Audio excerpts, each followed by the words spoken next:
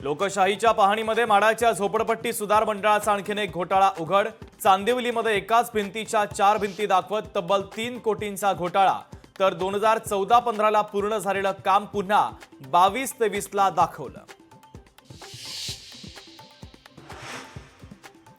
सरपंच संतोष देशमुख हत्या प्रकरणात धक्कादायक माहिती समोर।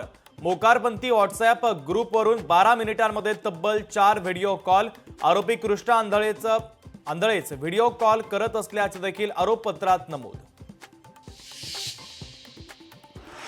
विधानसभेत मराठी भाषेच्या मुद्द्यावरून गदारोळ। घाटकोपरमधील भाषा गुजराती या एका नेत्याच्या वक्तव्यावरून विरोधकांचा निषेध, तर मुख्यमंत्र्यांकडून मराठी भाषेच्या संदर्भात निवेदन देखील।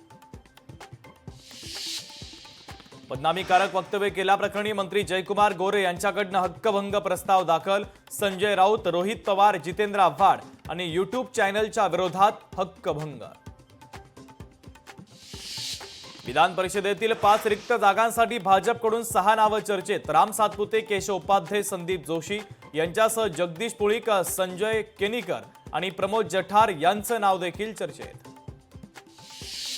छत्रपती संभाजीनगरमध्ये नात्याला काळीमा फासणारी घटना। 19 वर्षीय तरुणाचा 36 वर्षीय महिलेवर कटरनं हल्ला, तर आजी आजोबांनी 14 वर्षांच्या नातीला पैशांसाठी विकलं।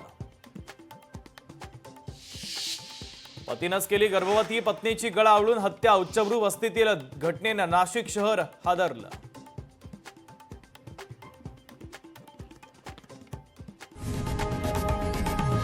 लोकशाही मराठी ऐका, पहा, जागरूक रहा।